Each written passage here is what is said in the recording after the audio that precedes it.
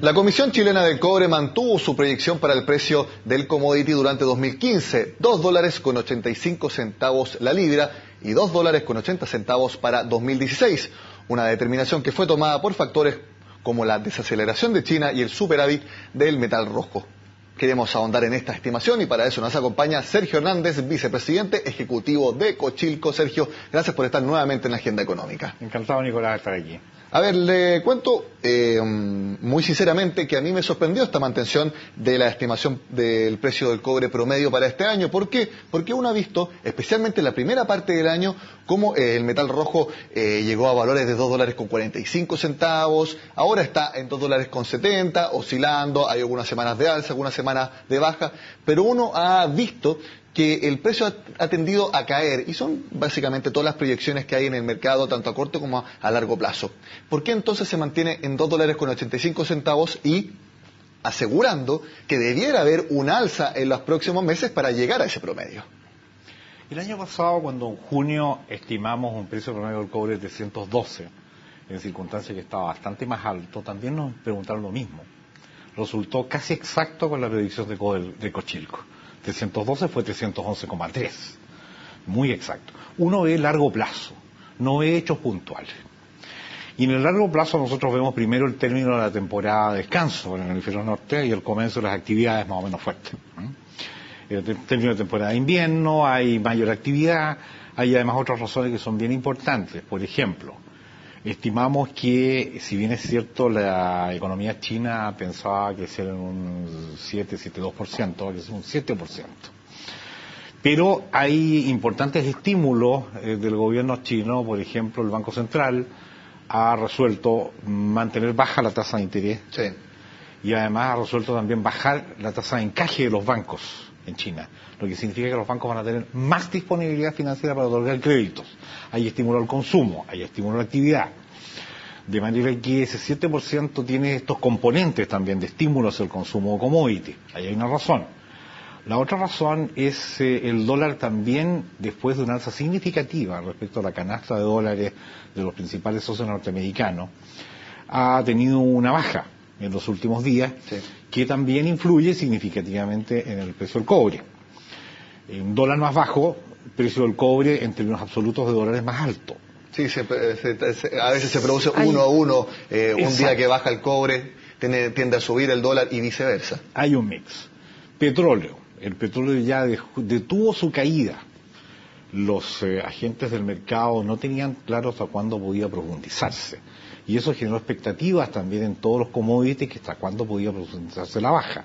Ya el petróleo detuvo su caída, hay una leve recuperación del precio del petróleo y eso significa que los inversionistas nuevamente vuelven al mercado invirtiendo en commodities y el petróleo es el referente más significativo para los inversionistas en inversión en commodities y hace también eso recuperar de alguna manera el precio del cobre.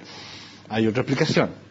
Menor disponibilidad chatarra que era estimada al principio, que también reemplaza obviamente la oferta de cobre. Y también hay de alguna manera también menor oferta por el lado de la producción.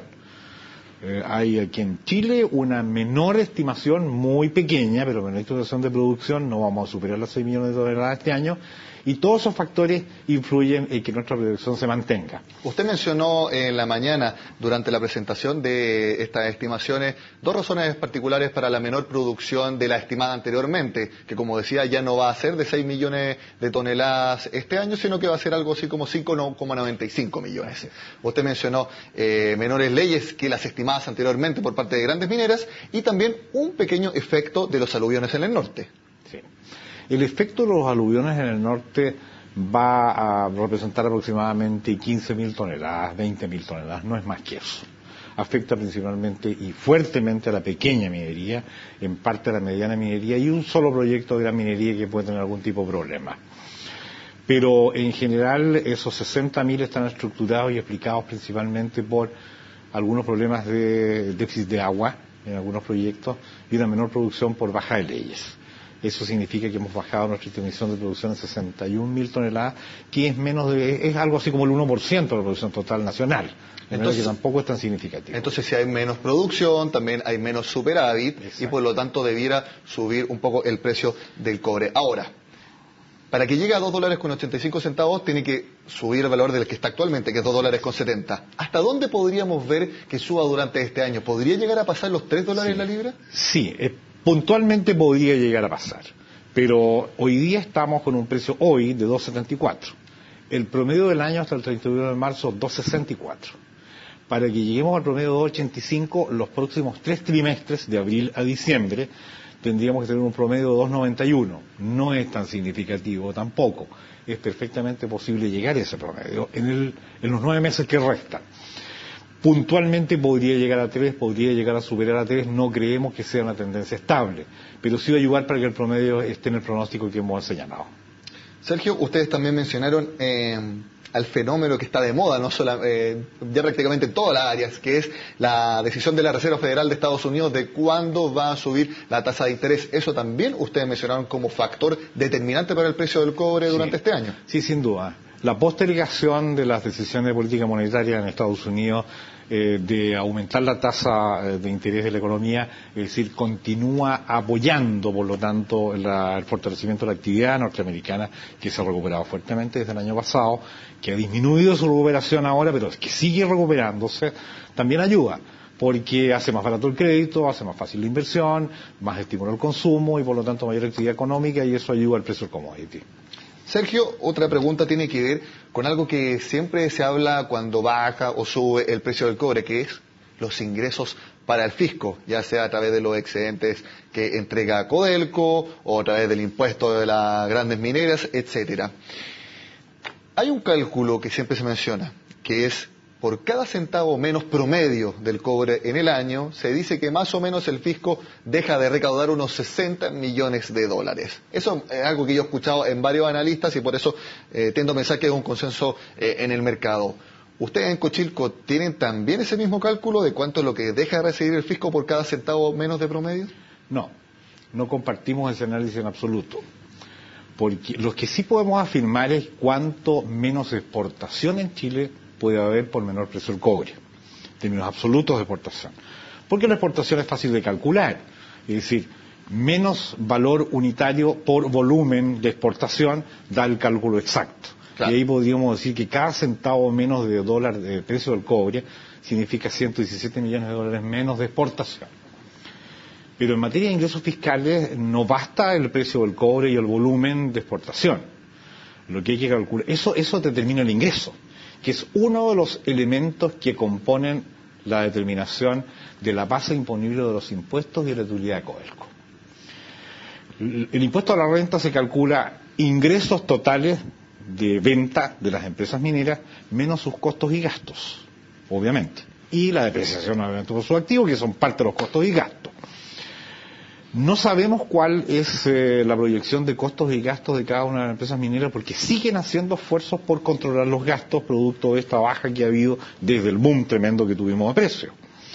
De manera que al no tener con claridad uno de los componentes de los costos, que además influye el dólar, depende del comportamiento del dólar, que hay costos dolarizados en Chile, que al traspasar, costos en pesos, que al traspasarlos a dólares, con un dólar más alto, obviamente influye en una disminución de los costos. Es decir, por ejemplo, si baja el valor del precio del cobre, ya está cada centavo menos de promedio. Pero además, por ejemplo, si Codelco no logra ejecutar de manera perfecta su plan de contención de costos, pueden subir, y eso es otro factor que disminuye los ingresos para el fisco. Exactamente, otro factor que disminuye. O un factor que aumenta, claro, si es que los costos y los gastos han bajado significativamente.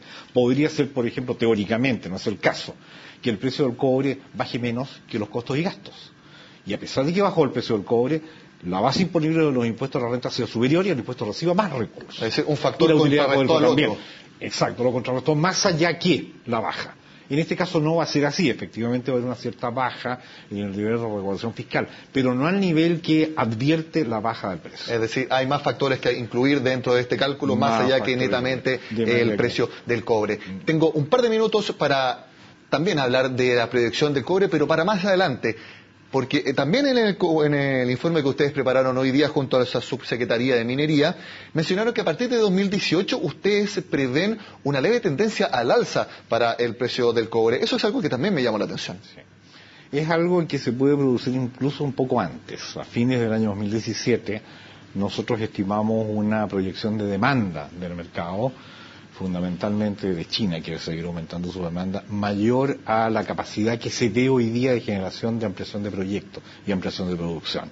Esa es fundamentalmente la razón. O sea, son fundamentos puramente del mercado, demanda y oferta, de los elementos fundamentales que determinan un precio.